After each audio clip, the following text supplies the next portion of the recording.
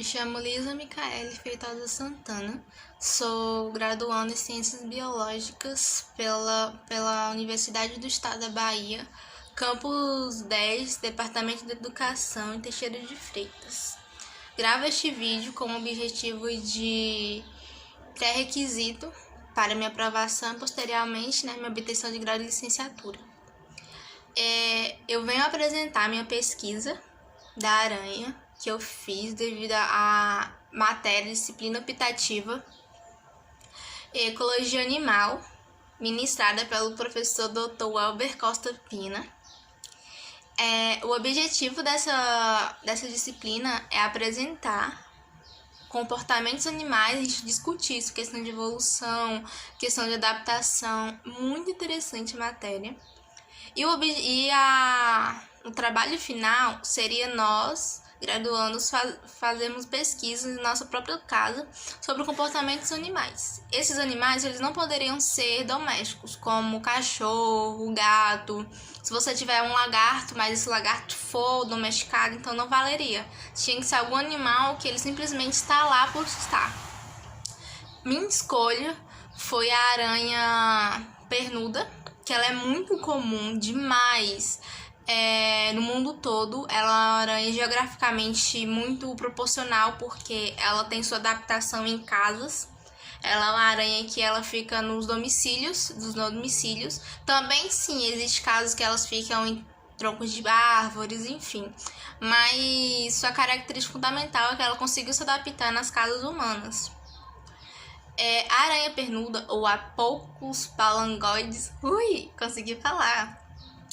Ela é uma aranha que ela gosta de lugares quentes, então ela gosta de... Ela pode sim ser encontrada em alguns lugares frios, mas os lugares que ela mais são encontradas são em lugares tropicais ou subtropicais.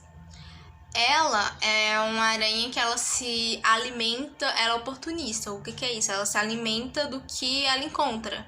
Então, seu meio de ataque, seu meio de defesa, enfim, é ficar parado, e o que cai na sua rede, ela enrola em sua teia, faz o movimento de encaixar tudo bonitinho e se alimenta daquele animal.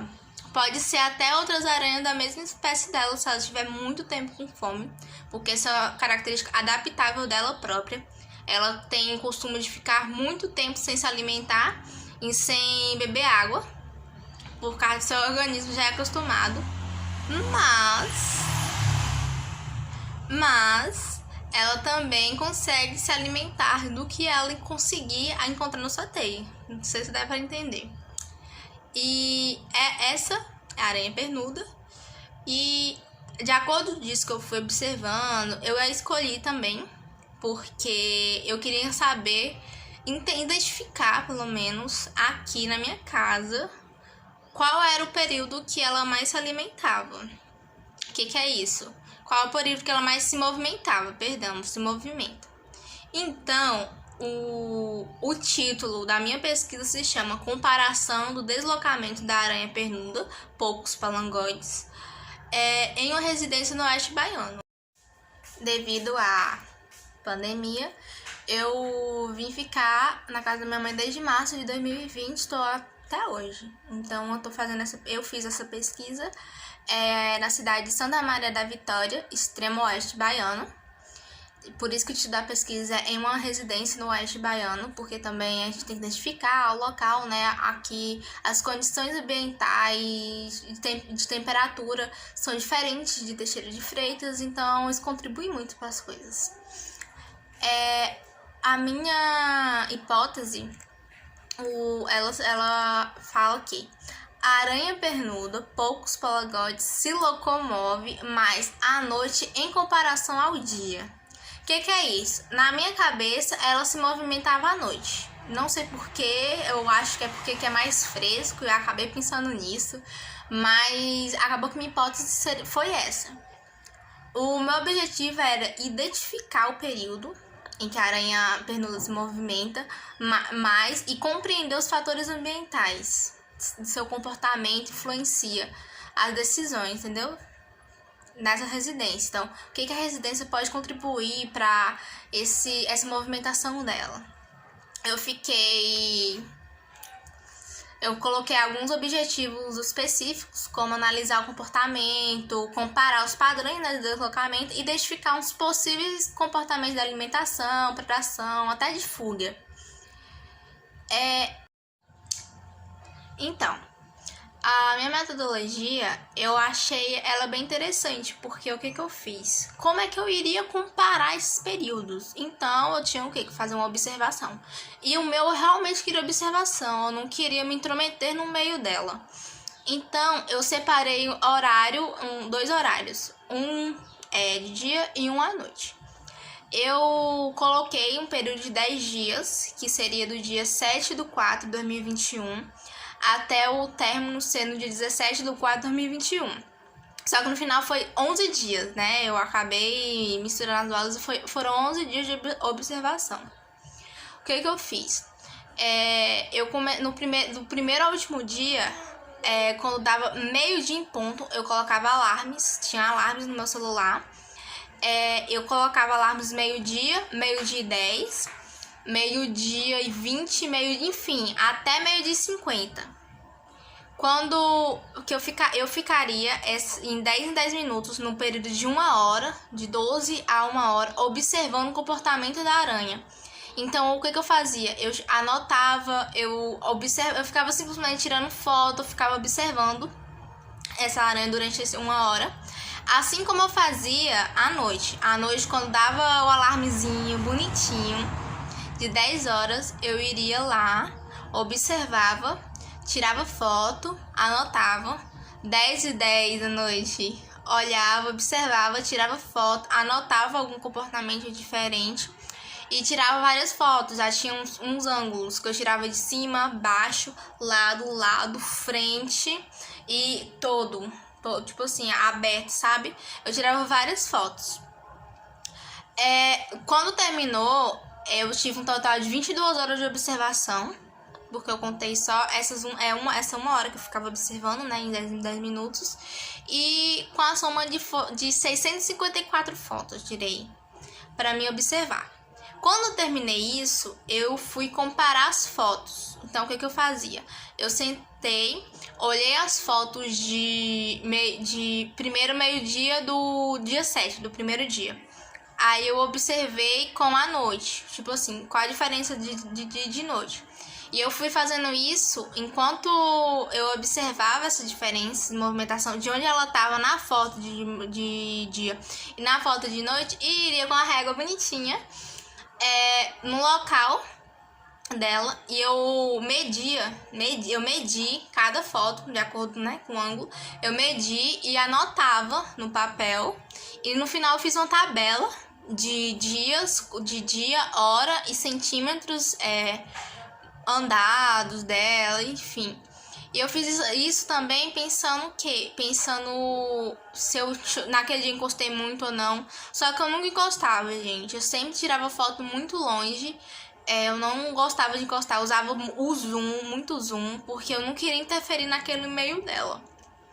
Quando eu terminei, né, isso tudo de comparar, eu fiz a somatória. Então, eu somei no final todos os centímetros que ela andou, movimentou durante o dia, e todos os centímetros que ela se movimentou durante a noite. Quando eu fui perceber, né, o resultado, eu achei muito interessante, porque no final foram de dias, né, movimentação de dia, foi 74 centímetros, mas à noite foram 87 centímetros. Então, ao final, a minha hipótese foi corroborada, então dava certo, realmente ela se movia mais à noite em comparação ao dia. Só que eu tive que pensar o porquê que ela se movimentava à noite, né, em comparação ao dia. Então, eu comecei a observar que a aranha ela é muito autônoma. Então, e ela, como ela tem esse grande período sem se alimentar, e enfim, à noite tem mais presença de insetos devido às luzes, porque o local que ela ficava era muito propício, então muito perto das luzes. Muitos insetos, mais aparição de insetos. A movimentação aqui na casa é um pouco menor, Então, as pessoas aqui na casa não se movimentam tanto, e isso é uma característica, já que qualquer ameaça para ela tem a capacidade de fugir. Então, ela foge qualquer sinal de perigo. E querendo ou não, mesmo ela sendo acostumada aos humanos, mesmo ela sabendo que, né, tem essa interação entre nós, ela ainda assim ela se sente ameaçada. Então, ela prefere um horário que há menos movimentação de pessoas. E eu achei isso muito interessante. Então, ela possa ser então à noite, que seja devido à alimentação, que ela encontre mais presas. À noite tem menos movimentação de pessoas, logo ela tem menos fuga e menos